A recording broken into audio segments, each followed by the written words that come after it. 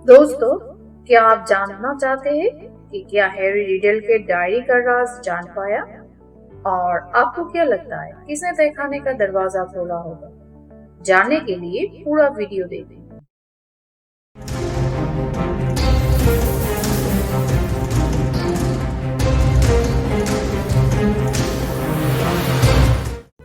Friends, दागाज Harry Potter आप सबके लिए हैरी पॉटर की पूरी सीरीज हिंदी में लेके आया है।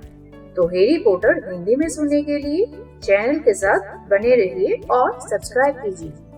तो चलिए आज की कहानी शुरू करते हैं। आज की कहानी है चैम्बर ऑफ सीक्रेट्स के chapter 13 the very secret diary के पार्ट 2 के साथ। सच बताना हरमाइनी, लॉकहार्ट को कार्ड भेजने वाले 46 लोगों में कहीं तुम भी तो शामिल नहीं हो? रॉन ने पूछा जब वे अपने पहले पीरियड में जाने के लिए बड़े हॉल से बाहर निकले। हरमाइनी अचानक अपने बैग में टाइम टेबल खोजने में बहुत सोच ही लेने लगी और उसने जवाब नहीं दिया। पूरे दिन दोनों उनकी क्लासों में वैलेंटाइन कार्ड बांटने के लिए अंदर घुसते रहे। इस बात से टीचर खास खुश नहीं हुए और देर दोपहर को जब गुरुद्वार के विद्यार्थी सम्मोहन की क्लास में जाने के लिए सीढ़ियों पर चढ़े, तब उनमें से एक बोने ने हैरी को पकड़ लिया। ओ तुम, अरे हैरी पॉटर! एक मनहूस शक्ल वाला बोना चिल्लाया। इसके बाद उस बोने ने विद्यार्थियों को अपने कोनों से धक्का मारा ताकि वो जल्दी से हैरी के पास पहुंच जाए।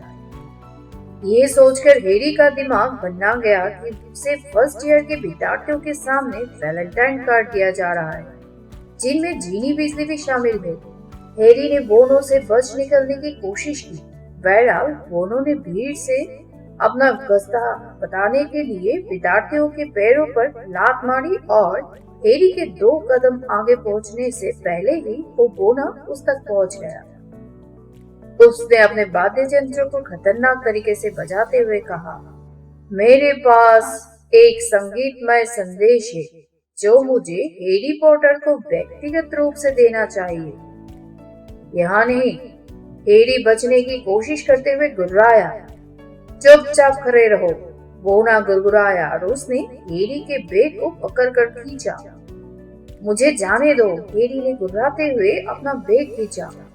क्रैक की जोरदार आवाज के साथ उसका बैग फट गया और उसके 2 टुकड़े हो गए। उसकी किताबें, छड़ी, चर्मपत्र और पंक्तार कलम फर्श पर बिखर गए। यही नहीं, उसकी स्याही की बोतल भी टूट गई और सारे सामान पर स्याही फैल गई। हैरी तेजी से चारों तरफ लपका ताकि वो बोनो के गाना शुरू करने से पहले अपना सारा सामान समेट ले। इस वजह से गलियारे में आने जाने वाले विद्यार्थी ठहर गए थे। यह क्या हो रहा है? ड्रैको मैलफॉय की रूखी धीमी आवाज आई।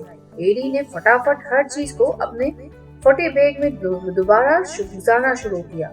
इससे पहले कि मैलफॉय उसका संगीतमय वैलेंटाइन संदेश सुन पाए, हैरी वहां से भाग जाना चाहता था। यहाँ पर भीड़ क्यों जमा है? एक और परिचित आवाज आई। पर्सी विजली भी वहां पहुंच चुका था। हैरी ने अब अपना दिमागी संतुलन खो दिया और वहां से भागने की कोशिश की, परंतु बोने के गिरने के पास से पकड़कर उसे धड़ाम से फर्श पर गिरा दिया। आप ठीक है? बोनो ने हैरी के टखनों पर बैठते हुए कहा, ये रहा तुम्हारा संगीतमय वैलेंटाइन संदेश। तुम्हारी आंखें मेंढक जितनी हरी है, तुम्हारे बाल ब्लैकबोर्ड जितने काले हैं। मेरी इच्छा है कि देवता जैसे दिखने वाले तुम मेरे होते। तुम ही तो हो वो हीरो जिसने शैतानी जादूगर को हराया है। हैरी वहां से गायब होने के लिए ग्रीन गार्ड में रखा अपना सारा सोना देने को तैयार हो गया था। बाकी सबके साथ उसने भी साहस पूर्वक हंसने की कोशिश की और उठकर खड़ा हो गया। बोने के वजन के कारण उसके पैर सुन्न हो गए थे। पर्सी विजली ने भीड़ को तीतर बितर करने की भरकस कोशिश की, जिसमें से कुछ लोग तो इतने ज्यादा हंस रहे थे कि उनकी आंखों से आंसू आ गए। यहाँ से जाओ, यहाँ से जाओ, घंटी 5 मिनट पहले ही बज चुकी है। अपनी अपनी क्लास में जाओ, जल्दी। पर्सी हैरी ने देखा कि मैलफॉय के हाथ में रिडल की डायरी थी। हैरी शांत शोर से बोला, मेरी डायरी वापस करो। देखे तो सही, आखिर पॉटर ने इसमें क्या लिखा? मैल्फॉय ने कहा। जाहिर है वो कवर पर लिखे वर्ष को नहीं देख पाया था और यही समझ रहा था कि ये हैरी की डायरी है। वहां मौजूद सभी लोग खामोश हो गए। जीनी कभी डायरी को तो कभी हैरी को देख रही थी और आतंकित लग रही थी। पर्सी सख्ती से बोला, डायरी वापस कर दो मैल्फॉय। पहले मैं इसे देख तो लूं। मैल्फॉय ने हैरी को चिढ़ाते हुए डायरी की तरफ लहराई। पर्सी बोला, स्कूल को प्रीफेक्ट होने के नाते, परंतु हैरी तब तक अपना आपा खो चुका था। उसने अपनी छड़ी निकाली और चिल्लाया, निरस्त्र भवा। और जिस तरह स्नेप के मंत्र से लॉकवर्थ की छड़ी टूट गई थी, उसी तरह मैल्फॉय के हाथ से भी डायरी छूटकर हवा में उछल गई। रॉन ने खुलकर मुस्कुराते हुए डायरी लपक दी। पर्सी जोर से बोला, हैरी, गलियारों में जादू करना मना है। मुझे इसकी रिपोर्ट करनी होगी। परंतु हैरी को परवाह नहीं था। उसने मैल्फॉय को नीचा दिखा दिया और इसके लिए वो गरुड़ द्वार के 5 पॉइंट किसी भी दिन गंवाने के लिए तैयार था। मैल्फॉय बौखला गया। जब जीनी अपनी क्लास में जाने के लिए उसके पास से गुजरी तो मैल्फॉय पीछे से तुष्टपूर्ण आवाज में चिल्लाया, मुझे नहीं लगता कि पॉटर को तुम्हारा वैलेंटाइन खास पसंद आया। जीनी ने अपना चेहरा हाथों से ढक लिया और भागकर क्लास में चली गई। गुर्राते हुए रॉन ने अपनी छड़ी निकाल ली, परंतु हैरी ने उसे दूर खींच लिया। वो नहीं चाहता था कि रॉन सम्मोहन की क्लास में घोंघे उगलता रहे। जब तक वे प्रोफेसर पिकविक की क्लास में नहीं पहुंच गए, तब तक हैरी ने रिडल की डायरी पर खास ध्यान नहीं दिया। वह पहुंचने के बाद उसने एक खास बात पर गौर किया। उसकी बाकी किताबें लाल स्याही से नहा गई थी, परंतु डायरी उतनी ही साफ थी जितनी स्याही की बोतल फेरने से पहले थी। उसने रॉन को यह बात बताने की कोशिश की, परंतु रॉन एक बार फिर अपनी छड़ी के साथ जुड़ा रहे। उसकी छड़ी के सिरे से बड़े बेगनी बुलबुले निकल रहे थे और वो किसी दूसरी चीज में ज्यादा रुचि नहीं ले रहा था। उस रात हैरी अपने कमरे में सबसे पहले बिस्तर पर आया।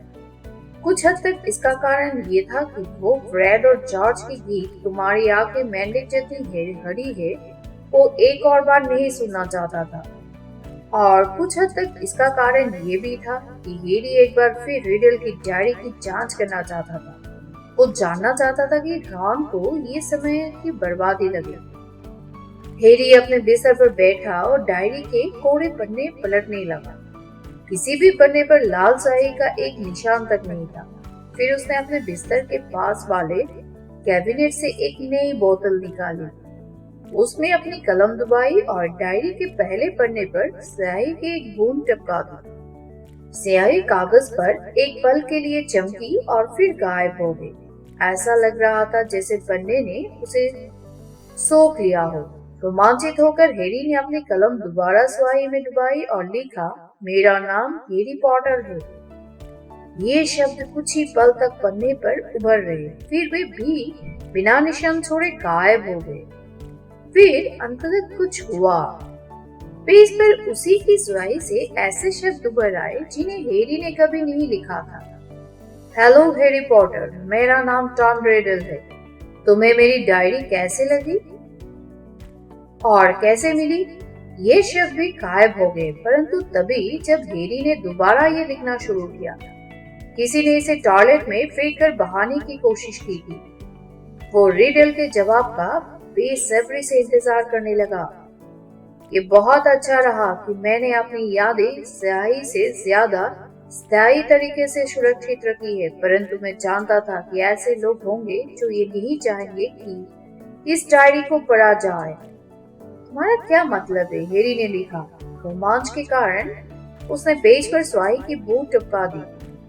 मेरा मतलब है कि इस डायरी में भयानक घटनाओं की यादें सुरक्षित है। ऐसी घटनाएं जिन पर अब पर्दा डाल दिया गया है, ऐसी घटनाएं जो हॉगवर्ट्स जादू और तंत्र मंत्रालय के विद्यालय में हुई थी। मैं भी यहीं पर हूँ, हैरी ने जल्दी से लिखा। मैं हॉगवर्ट्स में पढ़ता हूँ और यहाँ पर भयानक घटनाएं घट रही है। क्या तुम रहस्यमय तहखाने के बारे में कुछ जानते हो?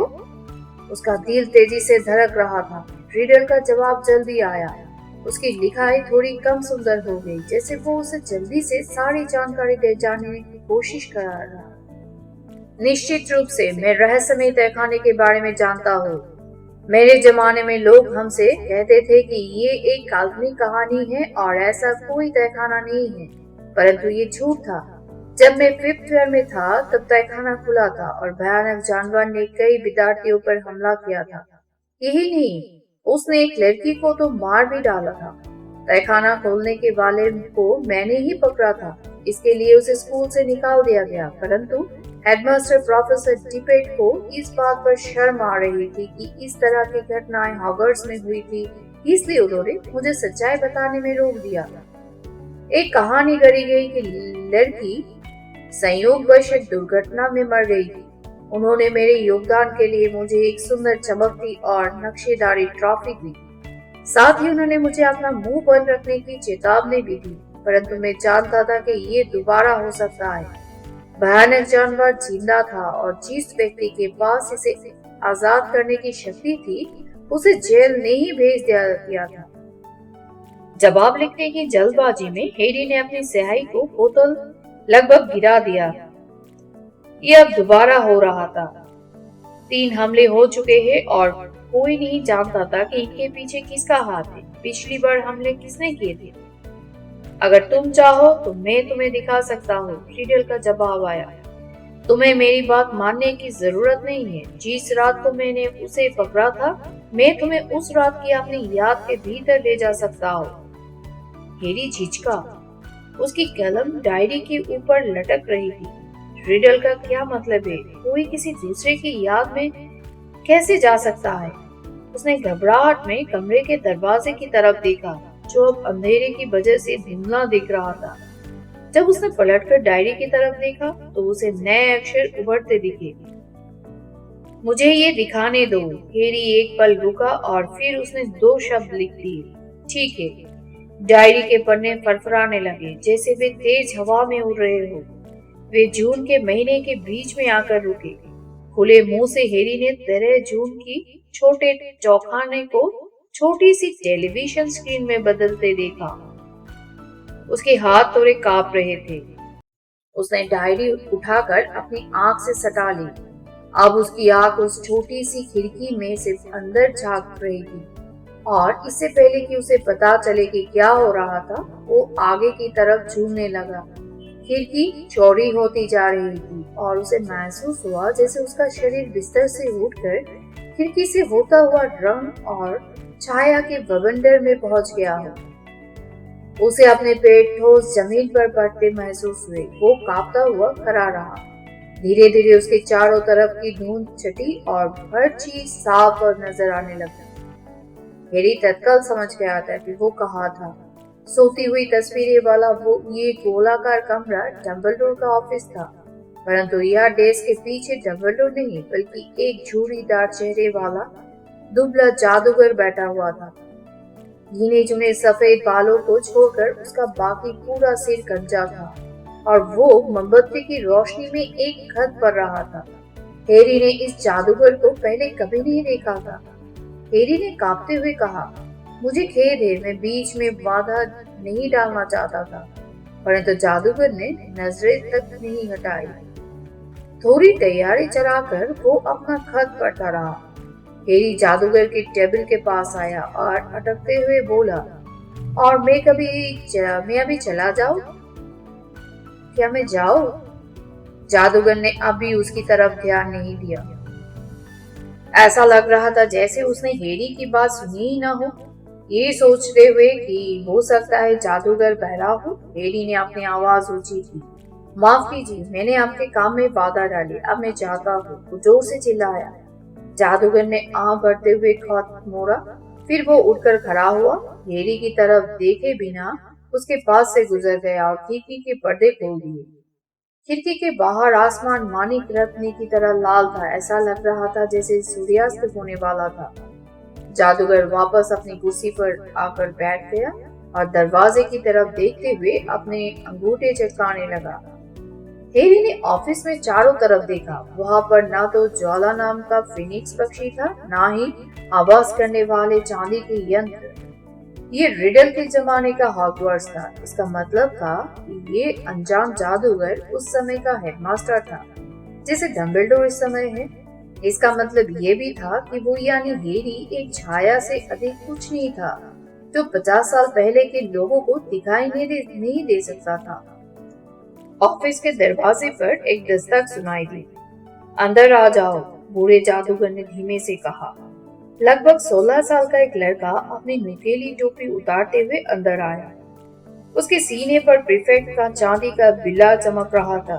वो हैरी से लंबा था, परंतु उसके बाल भी गहरे काले थे। हेडमास्टर ने कहा, ओह रिडल, आपने मुझे बुलाया सर? रिडल बोला। वो घबराया दिख रहा था। टिपेट ने कहा, बैठ जाओ, मैं अभी वो खत पढ़ रहा था जो तुमने मुझे भेजा था। ओह, रिडल बैठते हुए बोला। उसने अपने हाथ बहुत कसकर बांध रखे थे। मेरे प्यारे बच्चे, रिडल ने नरमी से कहा, यह संभव नहीं है कि मैं तुम्हें गर्मियों में स्कूल में रुकने की इजाजत दे दे। निश्चित रूप से तुम छुट्टियों में तो अपने घर जाना चाहोगे। रिडल ने तत्काल कहा, नहीं, मैं तो हॉगवर्ट्स में ही रुकना चाहता हूँ, बजाय उस जगह। उस जगह? मुझे लगता है तुम छुट्टियों के दौरान किसी मगलू अनाथालय में रहते हो। डिपेट ने जिज्ञासा से पूछा। हाँ सर, रिडल बोला और उसका चेहरा हल्का लाल हो गया। तुम्हारे माता पिता मगलू थे? रिडल ने कहा, मेरे पिता मगलू थे और माँ जादूगरनी। और क्या तुम्हारे माता पिता दोनों ही?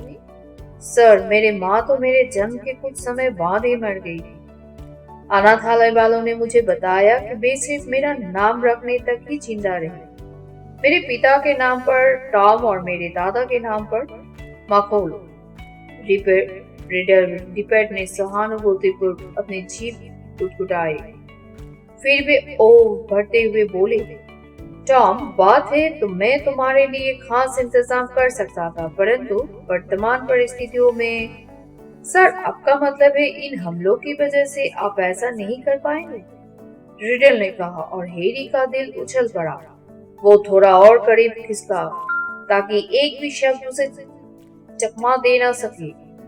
हेडमास्टर बोले, बिल्कुल ठीक कहा मेरे प्यारे बच्चे।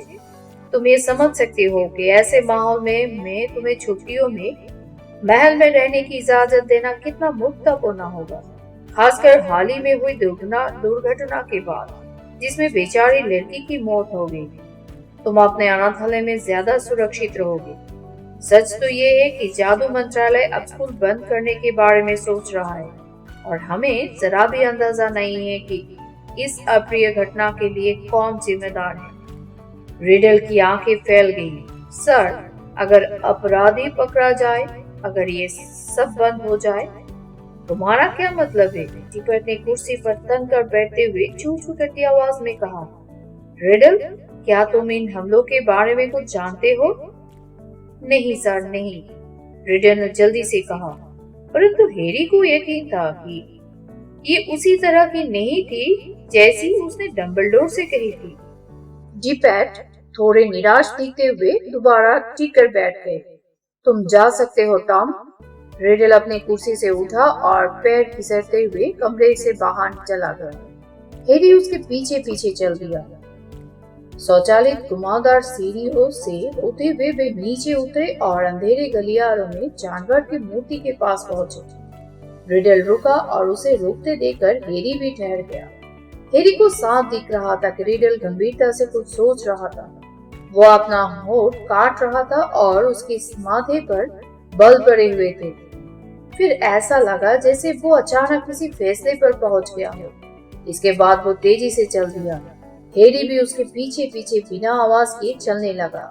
जब तक कि प्रवेश हॉल में नहीं पहुंच गए तब तक उन्हें कोई और नहीं दिखा। वहां पर लंबे लहराते और सुनहरे बालों तथा दाढ़ी वाले एक लंबे जादूगर ने संगमरमर की सीढ़ियों से रिडल को आवाज दी। टॉम, तुम इतनी रात को क्या कर रहे हो? क्या क्यों भटक रहे हो? हैरी उस जादूगर को घूरता रहा। वे कोई और नहीं बल्कि 50 साल युवा डम्बलडोर थे। रिडल ने जवाब दिया, मैं हेडमास्टर से मिलने गया था सर। ठीक है, जल्दी से अपने बिस्तर पर जाओ, डम्बलडोर बोले और उन्होंने रिडल को उसी तरह की बेनी दृष्टि से देखा जिस तरह से वे हेरी को कई बार देख चुके थे। बेहतर होगा कि इन दिनों गलियारों में ना घूमा जाए, खासतौर पर जब से उन्होंने गहरी आह भरी। रिडल को गुड नाइट कहा और चल दिए। रिडल ने उन्हें अपनी नजरों से ओझल होते देखा और फिर तेज कदमों से चलते हुए वो तहखाने तक जाने वाली पत्थर की सीढ़ी उतर गया। हेरी उसके ठीक पीछे तेजी से चलता रहा, परंतु हेरी निराश हुआ जब रिडल उसे किसी छुपे रास्ते या खुफिया सुरंग में ना ले जाकर उसी तहखाने में ले गया जिसमें इन दिनों स्नेप की कारे की क्लासेस लगती थी। यहाँ मशाले नहीं चल रही थी और जब रिडल ने दरवाजा लगभग बंद कर लिया तो हेरी को रिडल के सिवाय कुछ और नहीं दिख रहा था। रिडल दरवाजे के पास मूर्ति की तरह स्थिर खड़े होकर बाहर के गलियारे को देखता रहा। हेरी को लगा जैसे वो कम से कम 1 घंटे तक वहां खड़ा रहा। वो सिर्फ दरवाजे पर खड़े रिडल की आकृति देख रहा था जो एक छेद में से घूर रहा था और किसी मूर्ति की तरह इंतजार कर रहा था। जब हेरी ने आशा छोड़ दी और उसका रोमांच खत्म होने लगा और वो सोचने लगा कि अब वो अपने वर्तमान काल में लौट जाए, तभी उसे दरवाजे के बाहर किसी के चलने की आवाज सुनाई दी।